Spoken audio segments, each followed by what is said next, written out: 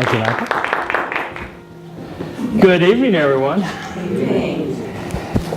Well, delighted to be here, and I always like to know who all's here. So, first of all, how many of you have been to Serenbe in the last 5 years?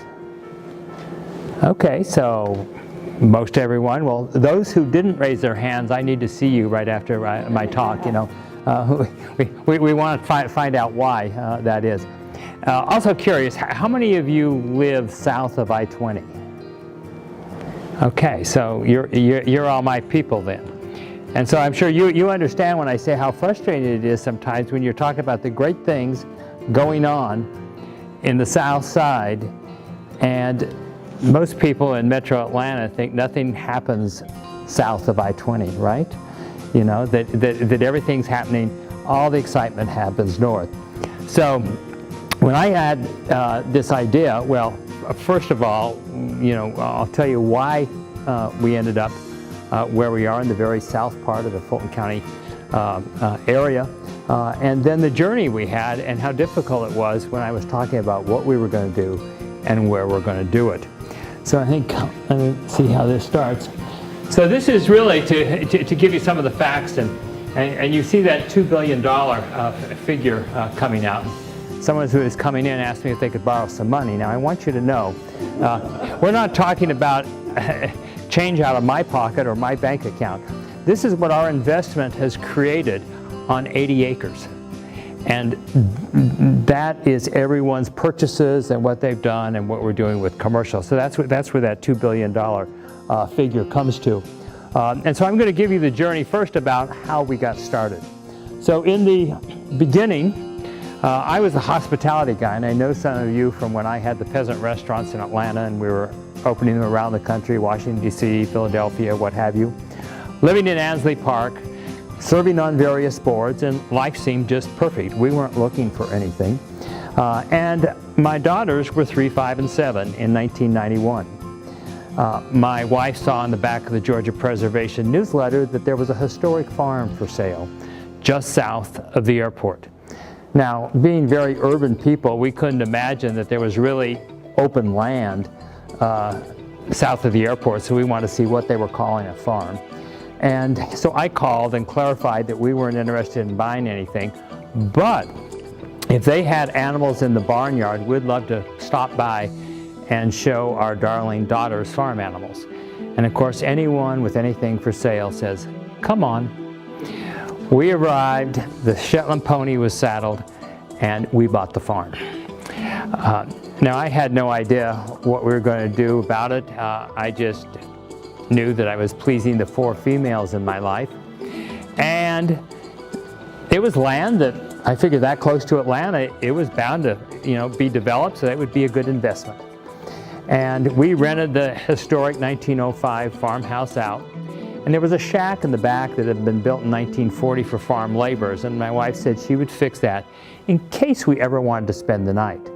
You know, we envisioned that we would come out a couple Saturdays a month, go back to the city, you know, get the kids out, let them run wild, and head back to the city where we had the pool, the media room, the Barbie cars, you know, all the toys that money could buy.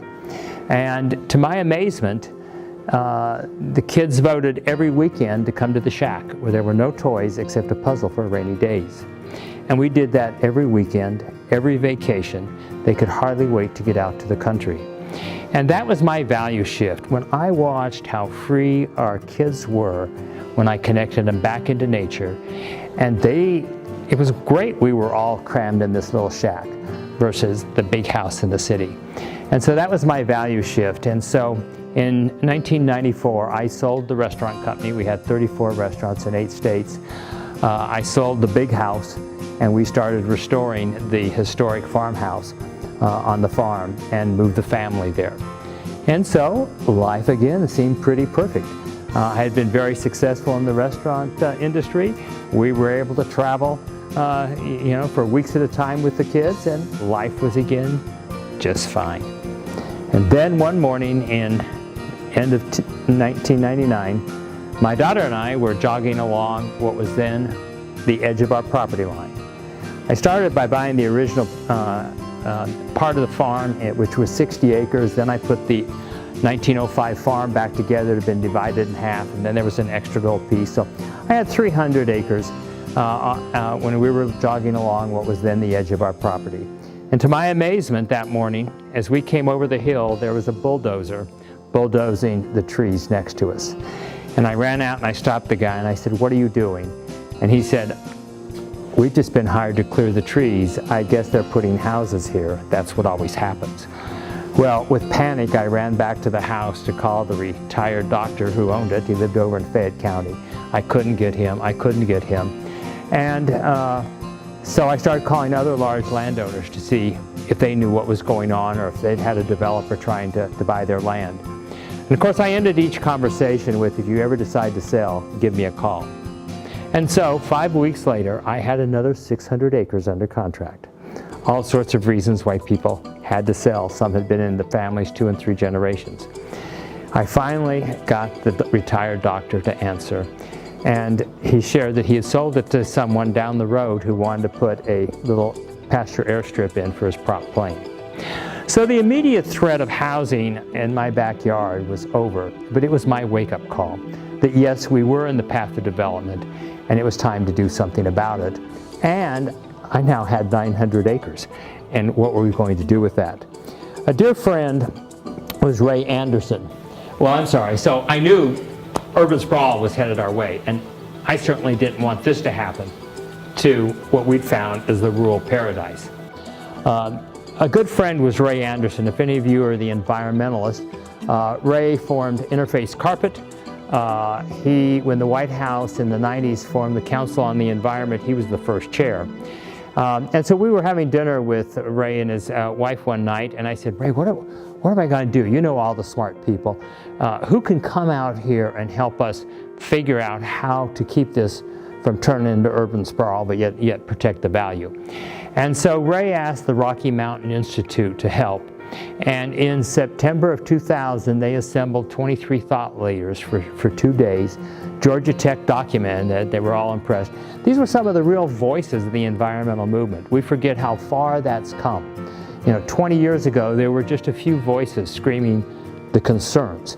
But it was sort of a scattered, we didn't know what to do. I think today, while there's still a lot of work, we pretty well know what we need to do in that movement. But back then it wasn't. To put things in perspective, in September of 2000, the first LEED building had not been certified. The program hadn't even been rolled out yet.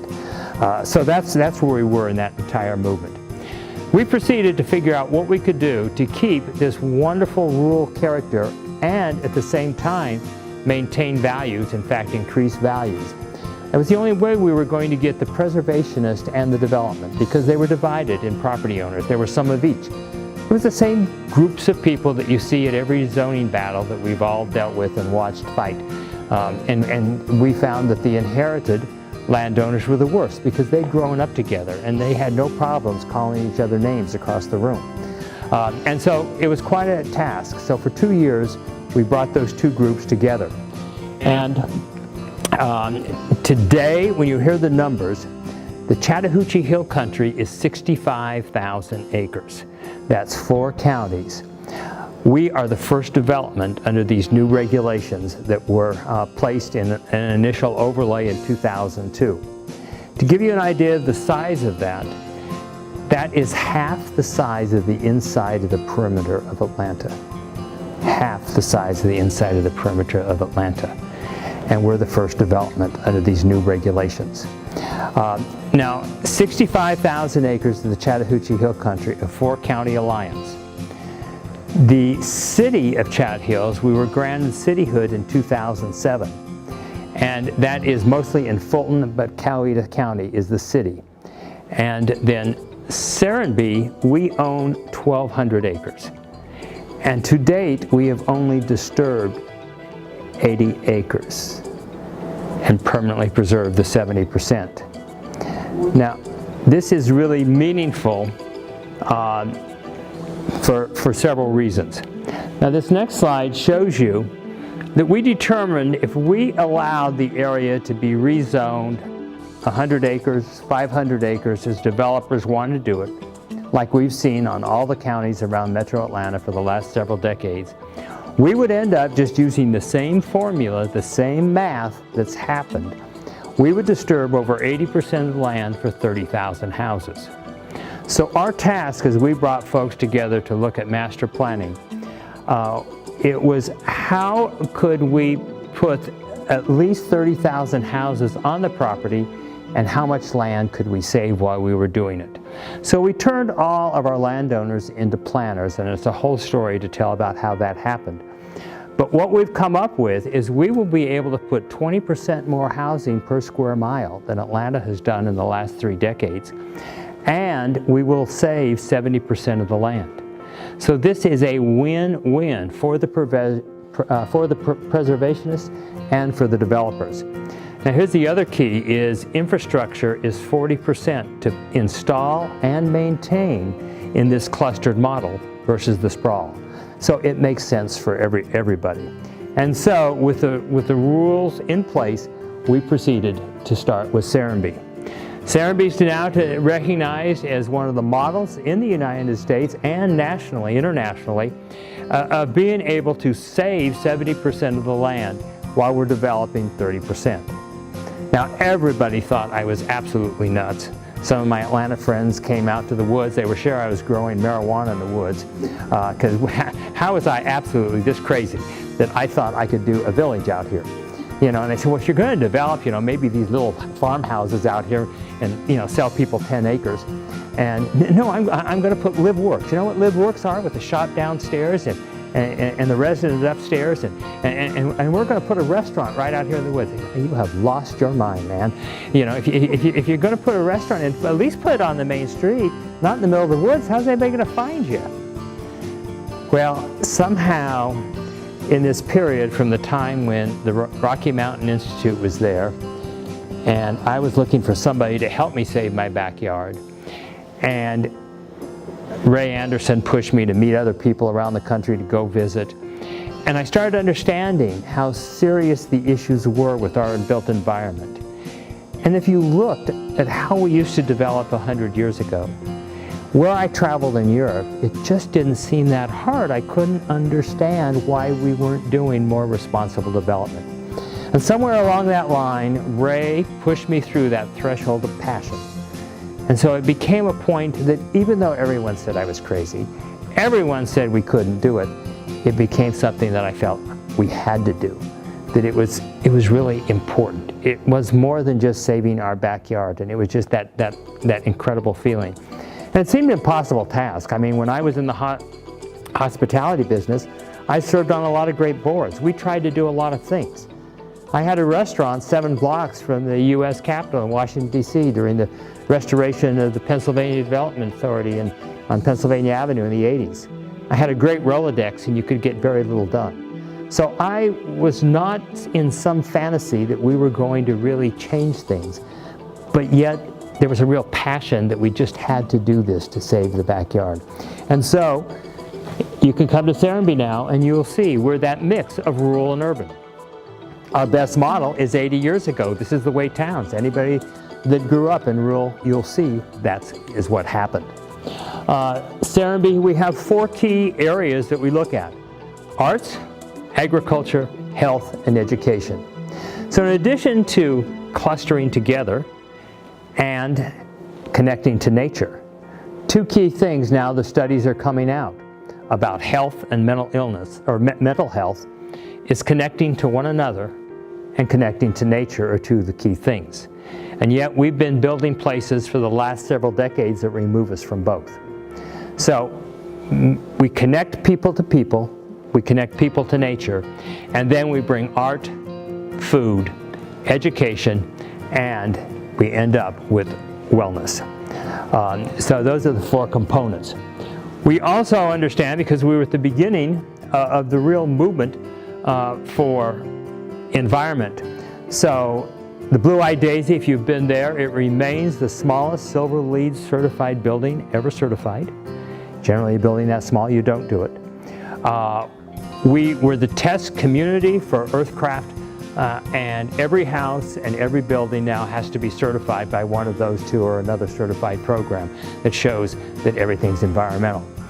That's a responsible Overall, we have reduced demand by 35% on all of our buildings, and now geothermal is mandatory, and that will take us to about 65–70% that we're reducing demand.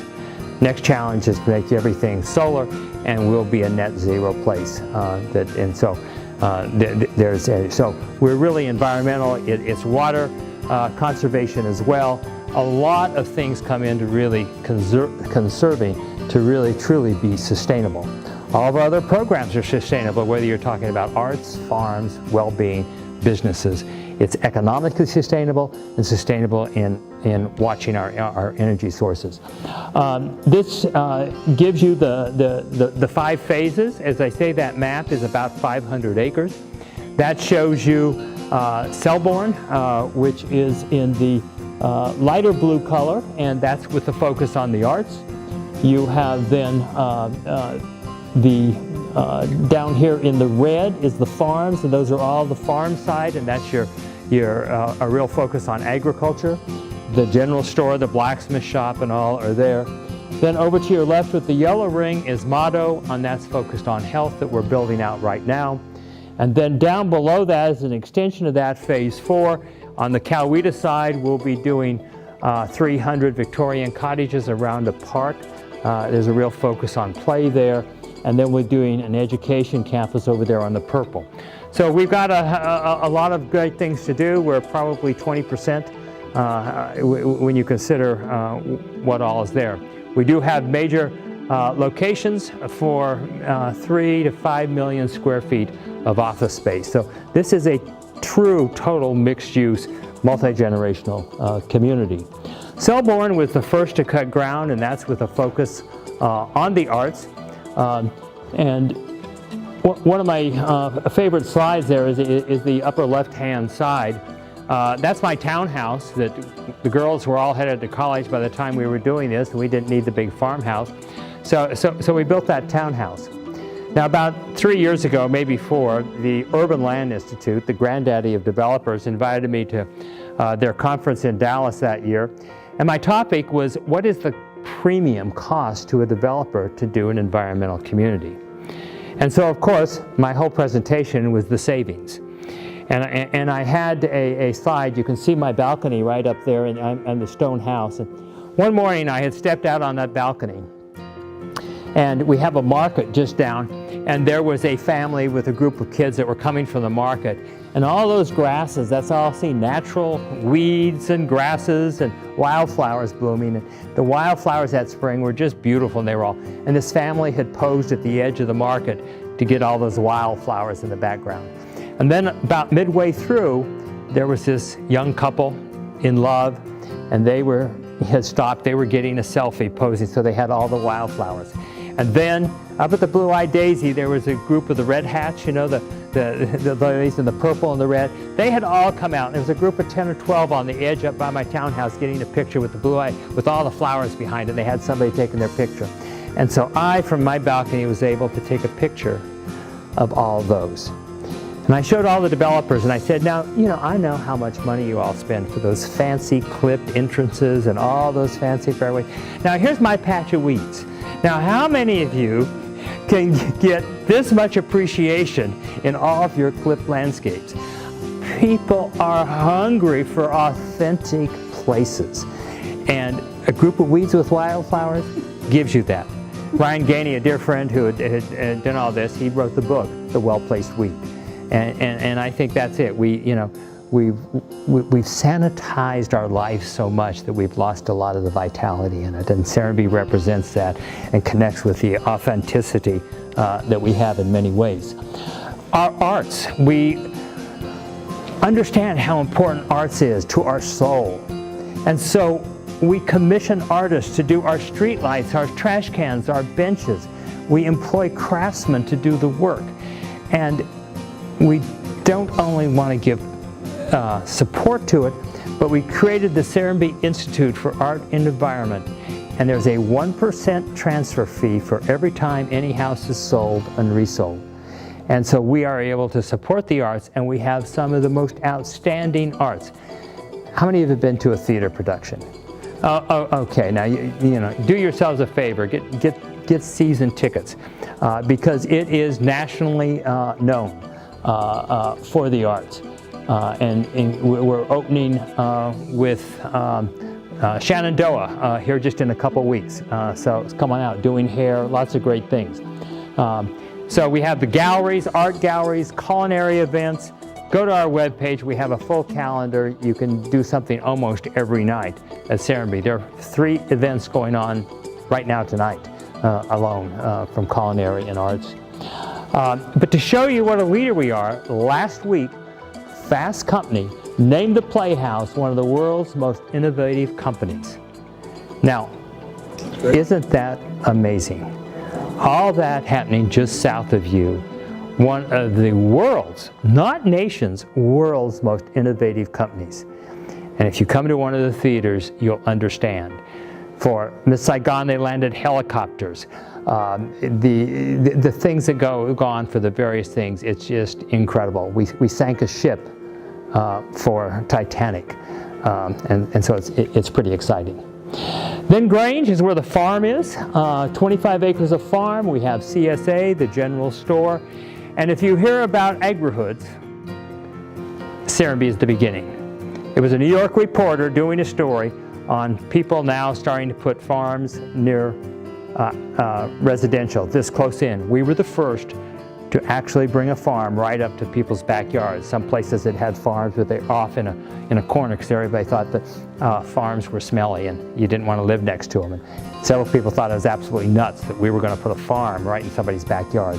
We did, and now that's called the agri-hood movement, which is a huge movement now.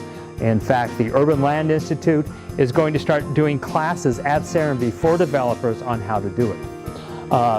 This is a community of food. Now this is the whole community. And to bring the farms into the community, at the crosswalks are blueberry bushes. Our kids know that when the service berries come, the next thing's going to be the blueberries, and then the figs, and then the apples and the pears, and then the nuts. And it's because it's at the crosswalks, it's in the community. And now this is news. We're just getting ready. Well, that's a 25-acre organic farm. But the big news that we're about to bring about is the Rodale Institute, which was really the beginning of organic research, even before it was called organic, from Pennsylvania in the 30s. And they're going to be opening their Southeastern Research Center on the eastern edge of Serenbe. And so this is going to big news, big economic, big research. So here again, we're not only the arts, but now food and sustainable food. Farms are a foundation of well-being. This is a new report that's just out on that wellness is the new trend in real estate, and this is the big thing. So if you're in the real estate industry, get on board, because people are going to start looking at this. Look, at 20 years ago, no one thought we would have a certified building. And now, every Fortune 500 company, anybody that's worried about resale is going to have a certified building. I mean, there's not many gray hairs here, but a few. We could never imagine that we were going to live in a smoke-free society, that no one would be smoking, right? So this is going to change, and we're going to be more concerned about the kind of places we build, because it affects wellness. And so we're building an entire community about well-being. And next month we're opening the first office building in the Chattahoochee Hills with a focus on wellness providers. Not necessarily people that are going to fix your sickness, but people that are going to keep you well from becoming sick, and that's where the real focus needs to be. Let's stay vitally well at all ages until it's time to die, and then let's die with grace. I can't figure out why we're so afraid of that. And so Motto is really exciting. We're in the middle of doing this. All sorts of health programs, and you see people walking challenges, cycling, and there's health reports coming out of every household. And the Global Wellness Summit contacted us, and in Marrakesh 5 years ago, we presented Serenbe as one of the global examples of how the built environment starts affecting your health. They've now been tracking us for these 5 years. we have been on a conference call with global leaders regarding this very subject. And did anybody see the time that hit the stands last week? Go out and get it. It's on wellness. It's up there in the left-hand corner. It's going to be on the stand several months. This is one of their special issues that stays on the stand for several months. And they have 5 pages talking about Serenbe. Your neighbor, just down the road, we're in Time magazine right now, 5 pages. So these crazy ideas that you don't think you're going to change, and you're just going to save your own backyard, and now we found we are really changing things around the world. This is the Global Wellness Summit. We're just at their conference in Italy, and they again continue to highlight Serenbe as one of the world leaders. We're headed to Hong Kong with them this fall, and so we are on the national stage in wellness, in agriculture, in arts, and yet there are a lot of people in Buckhead who don't know who we are or haven't been out there. I think the South Side is where it's going to happen in the future. We're demonstrating that's the case. And so all of you who do live south of I-20, who have your businesses in I-20, I think you're in the future of what's going to happen to Metro Atlanta, because we just have to make sure we don't mess it up like the rest of the Metro Atlanta. And it's going to be a lot more economical to build the new future things in the open spaces that we haven't messed up than to fix the problems that we've had. We're developing jobs, and jobs in all segments that you have. Our new building is getting ready to open. There will be over 75 people working in there. We still have positions open. We still have spaces open. And next to that are 15 live works. You can see, that not in that page. Live works are where your retail's down below and you have the apartments up. We have 15 of those. I think half are sold. There's still 6 more that you all can come out and check. And a lot of it's great investment. Things are appreciating greatly for people that are doing resales. We've had people move within the community. You have one woman who's on her 7th property within the community, and she makes good money every time. She says, and she's not a speculator, and she really isn't. This is going to be the perfect place, and then she does such a great job. Somebody offers her great money for it. Well, I guess so. And off she goes, So she's having a great time. So this is, it gives you an idea. We're going to be doing a lot more. We have hotels on the drawing boards. Again, I'm struggling to get the bankers to believe that we can do all this out there.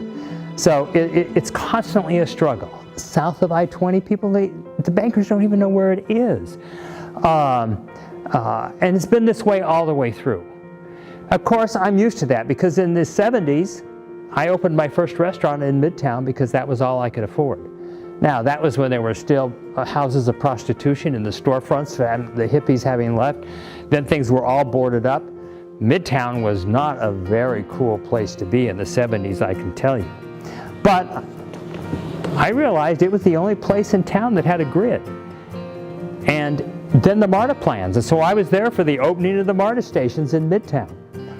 And I bought land in Midtown because I believed in it. Became head of the alliance. Set leadership in for the board. Susan Mendham, who I put as executive director, was there for 25 years.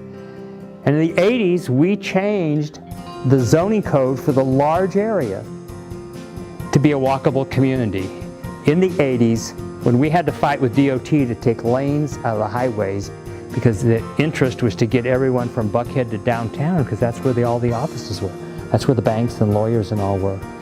No one really cared about Midtown, they just wanted to move through it. Today, because of those zoning regulations, guess where all the bankers and lawyers are?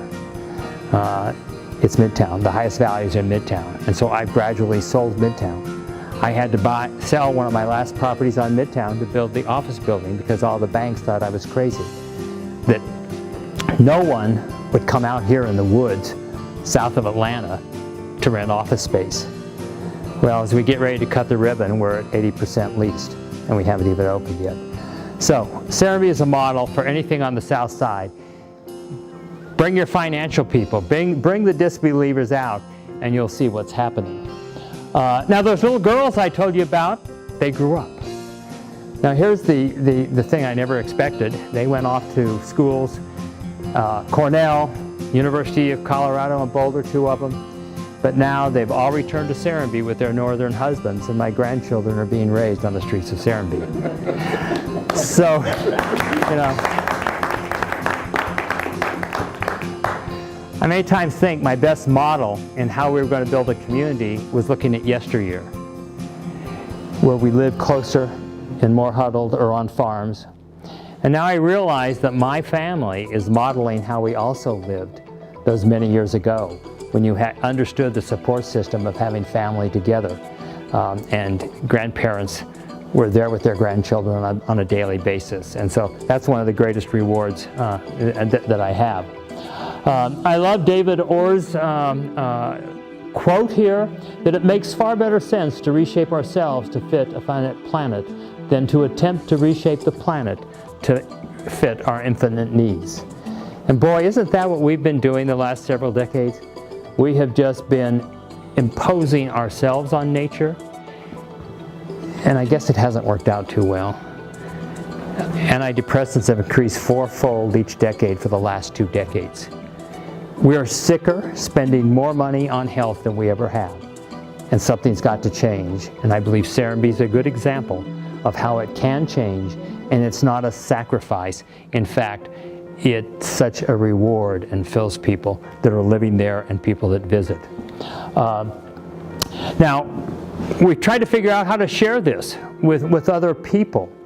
And we're planning now the 3rd Biophilic conference that will be coming up in April. And this is really geared towards educators and policymakers. We do this in partnership with Tim Beatley at the University of Virginia. And we've looked at what Serenbe is.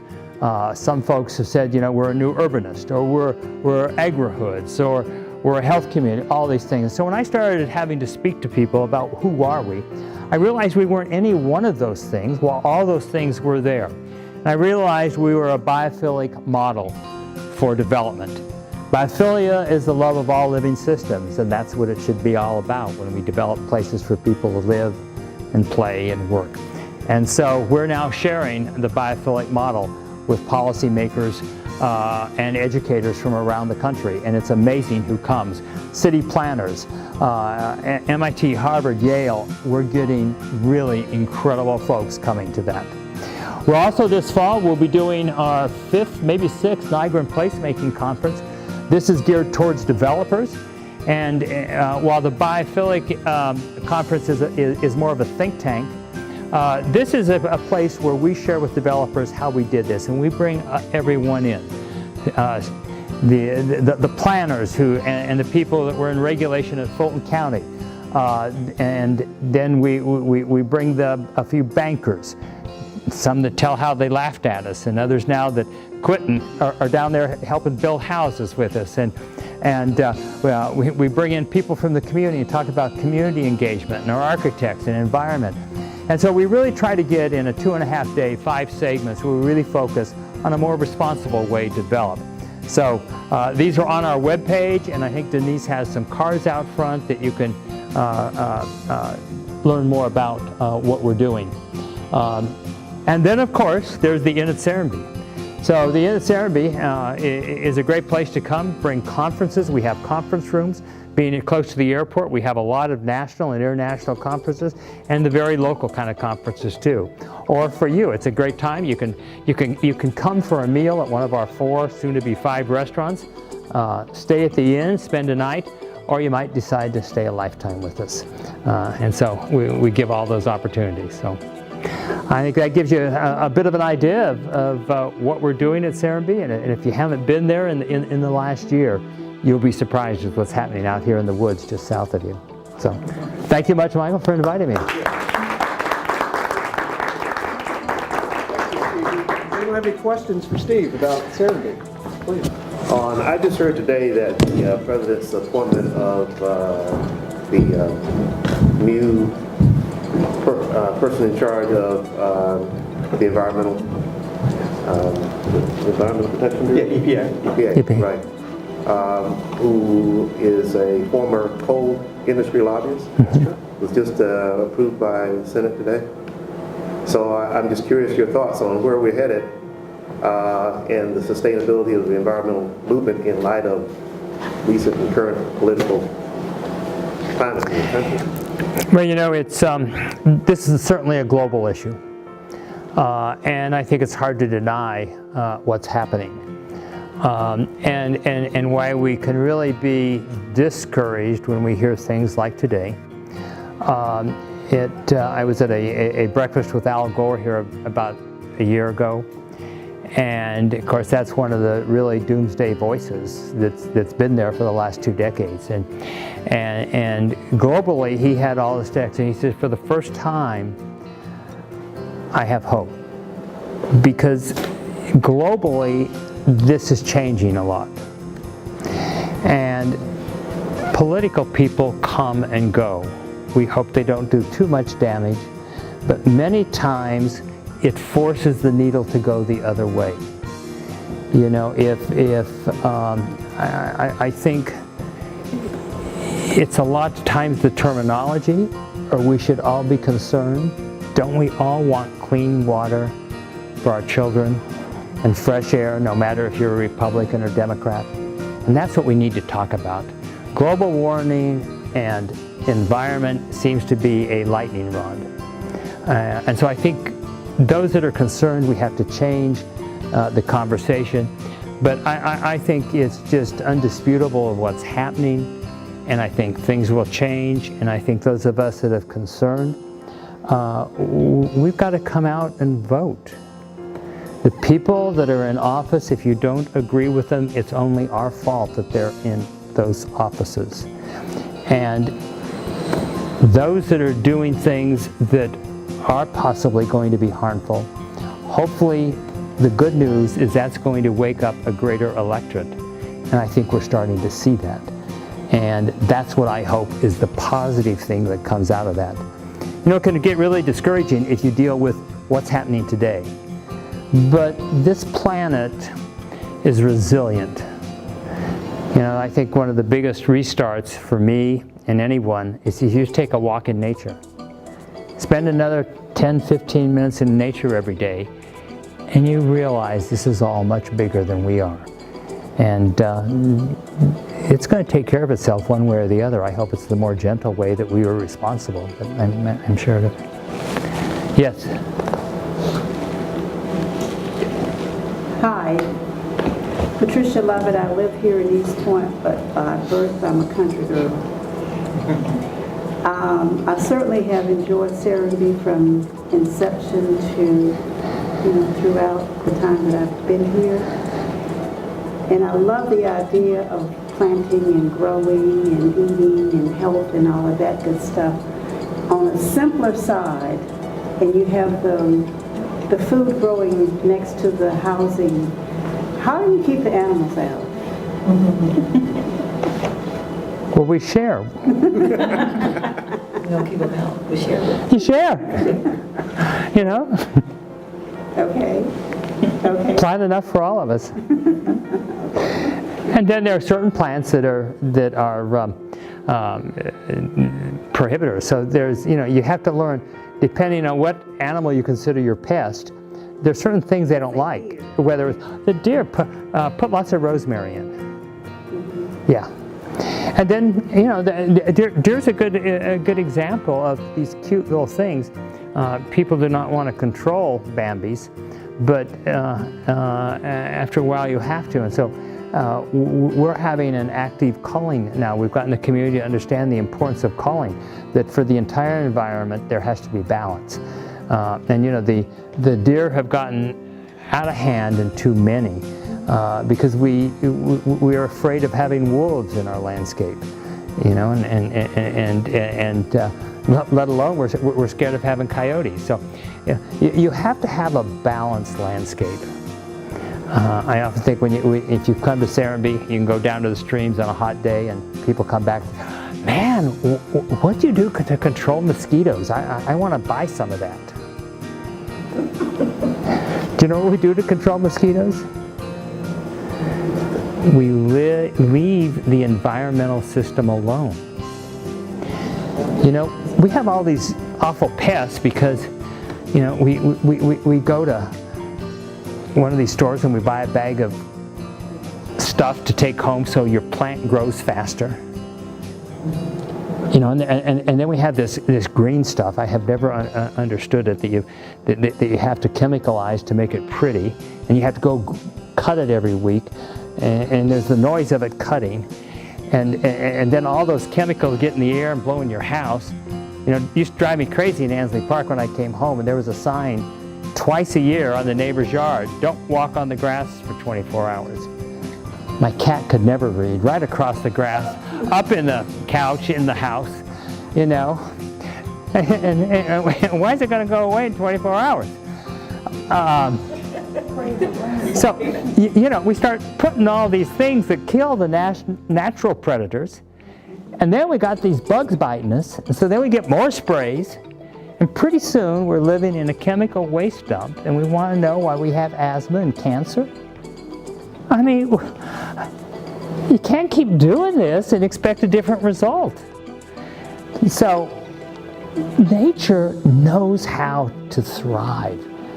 We just need to leave it alone and respect it and not asphalt it over.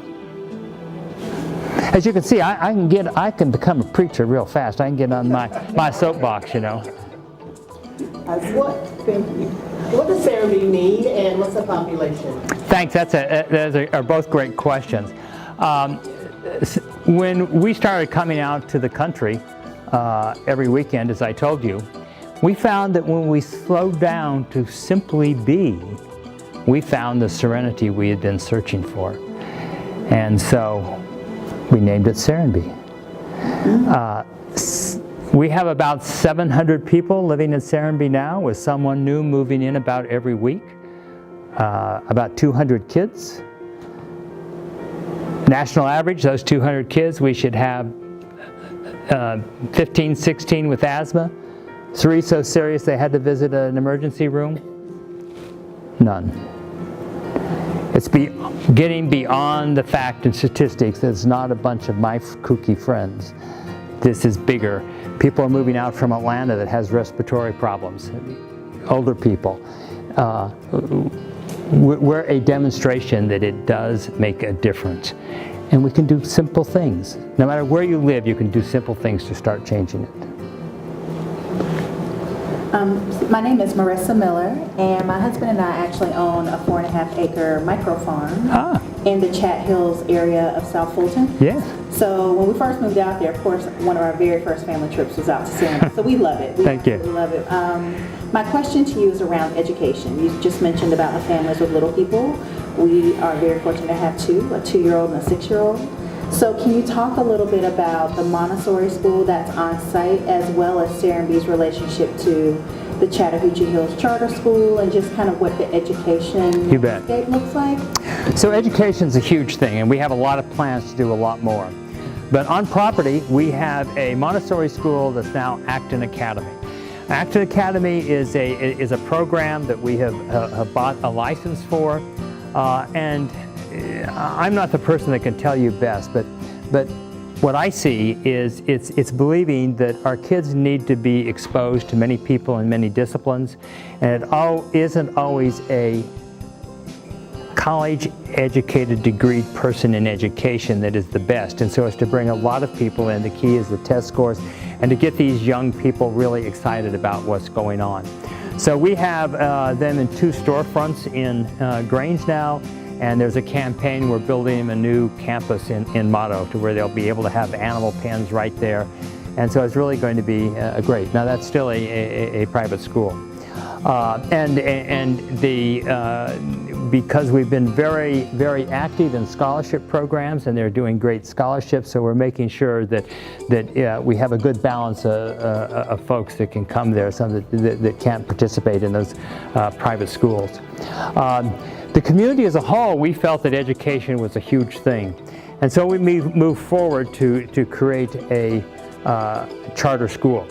And that came from the leadership of Serenbe, the funding came from Serenbe, and we built this under the principles of Richard Louv. You know about Richard Louv? He wrote the book 11 years ago, Last Child in the Woods. When the book came out, I sent Rich a note and said, thank you, because you've given voice to what we intuitively knew, 10 years earlier when we moved our family out there, and become great friends with Rich. And so we built the school under his principles, and so there are no halls. There are cottages in the middle of the woods, and all the students, part of your uniform is you have to have climate-friendly weather or uniform, because you have to spend 1/3 of every day, no matter what the climate is, outside. Now here's the great news, and if you want to learn more about it, one of the greatest things is go to YouTube, look for CBS Sunday Morning, Chattahoochee Hills Charter School. CBS flew Richard Louv to the campus to interview him. Have you seen that interview? Why was CBS interested? I mean, there's charter schools that open. In our second year, we had the greatest test score. Now, a lot of these kids came from Palmetto, from Fairburn. In Palmetto, 96% of the kids are on free or assisted lunch. That gives you an idea of where they're coming from. So the basis maybe was lower. But we had the highest improvement in test scores at the end of our second year than any school in metropolitan Atlanta. But that isn't why they came and wanted to talk to us. Guess what it was? Do you know how many days the average kids in Metro Atlanta miss due to illness? 13. The state's even higher. And this is a national issue. Kids are not going to school because they're legitimately sick. Our absentee rate is so low that it rounds out to 0, and they wanted to know how we were doing that. We hired the school nurse from Palmetto Elementary, and she says, I saw those same kids 3 years ago, and they were legitimately sick. And I'm sure they have the same parents, most of them living in the same house, and they're not sick. What was happening? They were spending the majority of the day outside. They weren't going in halls. They weren't handling chair rails. And their mental attitude was different. And now studies are coming out that what you expose yourself to, whether it's nature or beauty, changes our mental attitude. You know, the Medical Association saw these researches several years ago, and that's why all hospitals now are putting big windows in. And you can put them in, you know, the new lead hospital in Noonan, Piedmont Hospital. It's big windows overlooking a future garden. Documented facts that what we see, and now there's more reports on beauty, changes our mental attitude. And our mental attitude actually changes some of the prime diseases. This isn't just sort of, and the documents are coming out. So what we see, how we think, is affecting our, and these kids are healthy. That's one of the best examples of how this affects, no matter where you live or where you are on the economical scale. It's all there. So we're doing a lot there. We want to, now the problem is there's 500 kids there with a long wait list.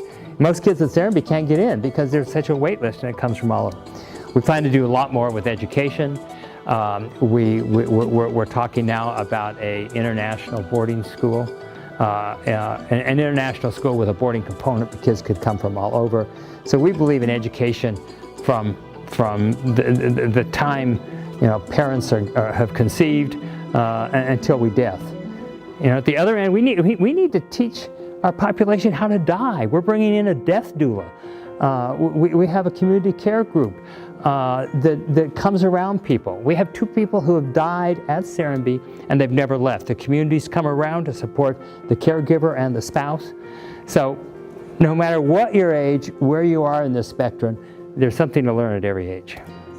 Thank you. Any other questions? Thanks, Steve. Thank you. Come see us. Thank you so much. Good. Thank you.